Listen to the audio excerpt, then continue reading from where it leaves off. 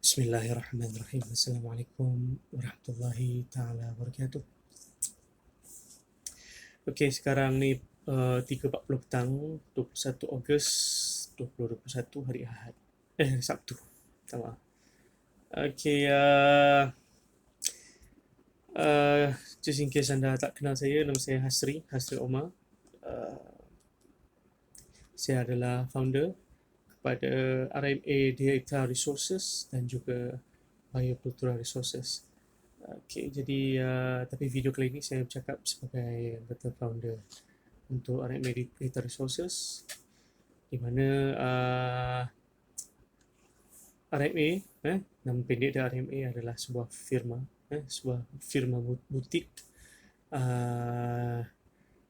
yang berdaftar dengan SSM, di mana kami menjalankan kajian tentang pasaran derivatif. Pasaran derivatif tu contohnya macam saham, forex, cryptocurrency dan sebagainya. Jadi RMA dah pun berusia lebih daripada 2 tahun, dan terdapat pelbagai kejayaan yang telah RMA capai, walaupun orang kata apa, walaupun orang kata terdapat pelbagai rintangan dari segi kajian, dari segi bukan dari segi kajian lah, dari segi findings, terdapat banyak ups and downs here and there, tapi alhamdulillah sikit sebanyak RMA Data Resources telah kata berjaya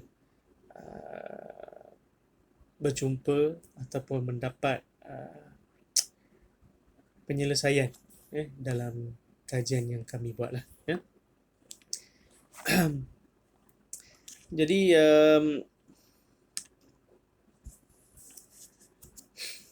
baru-baru ni terdapat kata timbul kembali isu berkenaan dengan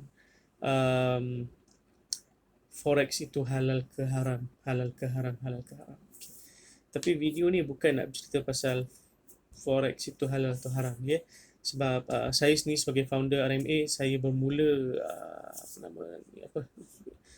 bidang derivatif sini, saya bermula dengan forex lah, senang cerita. Disebabkan forex, saya kenal apa itu derivatif.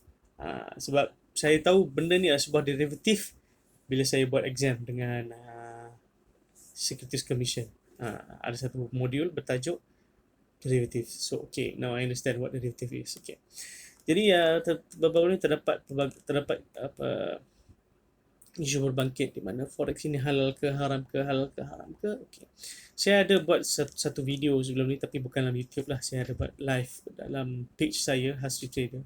Saya ada memberi sedikit pandangan tentang di mana forex itu sendiri bukannya satu muamalat. Forex yang saya rujuk ni adalah forex yang retail trader duk trade lah.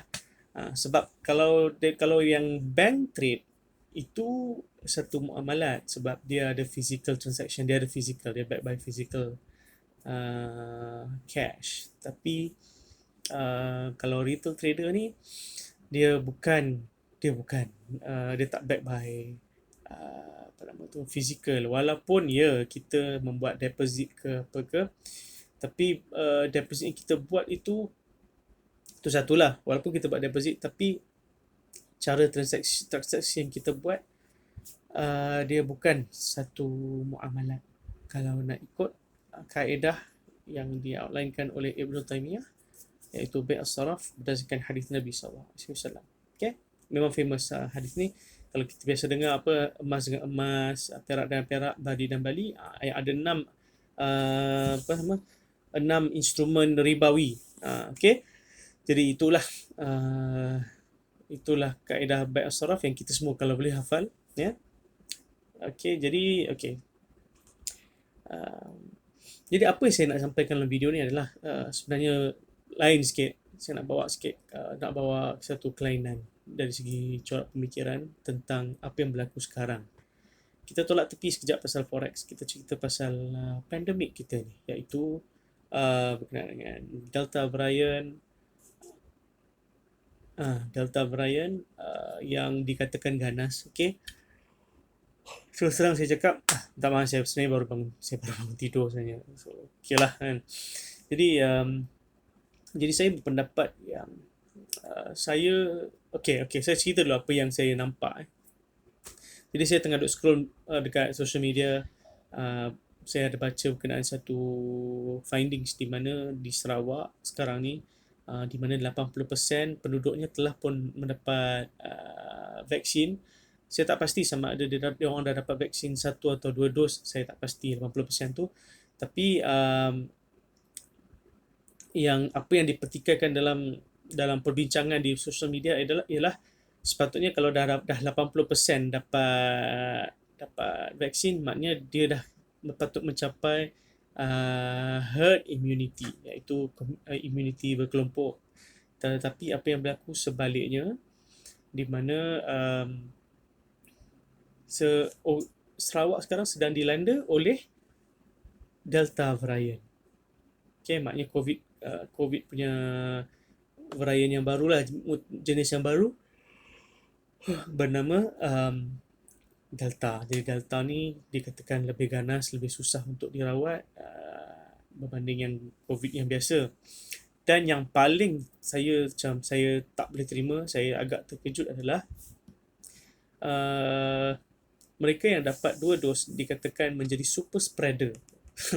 Super spreader kepada varian Delta ni. Dan dalam artikel yang berlainan daripada negara yang berlainan pula surprisingly juga mengatakan benda yang sama juga, iaitu mereka yang dapat dua dos vaksin seolah-olah tidak mengambil vaksin sekiranya terkena dengan varian Delta. Jadi sebagai rakyat marahan yang biasa, saya sebagai orang biasa, rakyat biasa yang tak ada kelulusan dalam bidang kesihatan, jauh sekali, okay? Jauh sekali ada kelulusan dalam bidang kesihatan ke apa ke. Jadi, dan sebagai orang yang dah dapat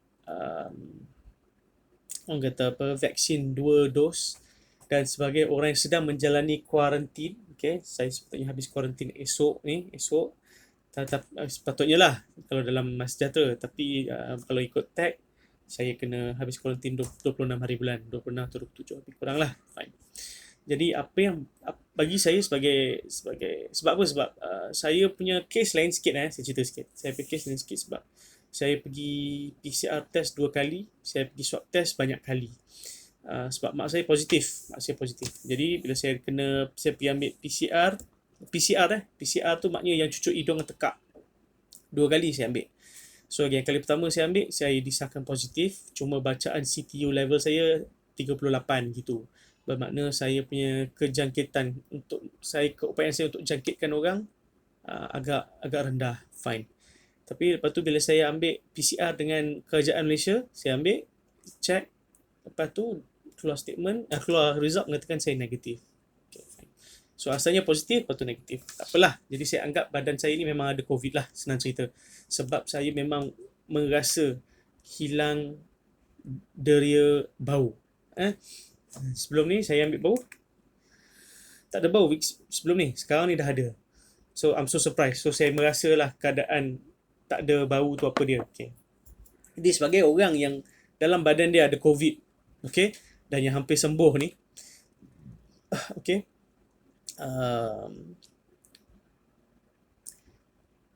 okay, mungkin saya kena varian yang bukan Delta. Saya rasa. Sebab Alhamdulillah saya kena COVID selepas saya dapat vaksin 2 kali, okay? Dan saya rasa Alhamdulillah lah, saya rasa terlindung. Saya rasa macam Alhamdulillah vaksin ni works for me. Jadi sebagai orang yang dah ambil vaksin, okay, sebagai orang sakit COVID lah senang cerita, yang dah ambil dah ambil 2 dos. Jadi bila saya dapat tahu pasal keadaan yang berlaku di Sarawak, okay, itu Sarawak, and the best thing is New Zealand yang jauh, yang negeri pulau, yang memang dasar tertutup semenjak COVID ni, dah dilanda Delta punya COVID case, dah ada satu ke tak silap saya ada satu kes. Jadi oleh kerana dah ada satu kes, satu New Zealand kena lockdown.